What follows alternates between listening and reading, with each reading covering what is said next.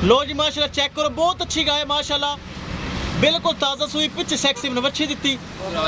साढ़े भरा वीर माशाल्लाह साढ़े कोल आए ने फैसलाबाद तो असीब भाई, उन्हें माशाल्लाह खरीद लई। असीब भाई खुश हो, राजी हो। लो जी भरा वीर साढ़े कोल माशाल्लाह आए न, उन्हें खरीद लई है।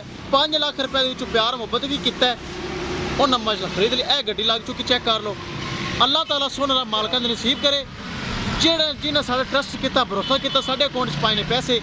और यह माशाल्लाह जा रही फैसलाबाद। मेरे बराबर फैसलाबाद वाले सारे मेरी तरफों सलाम है।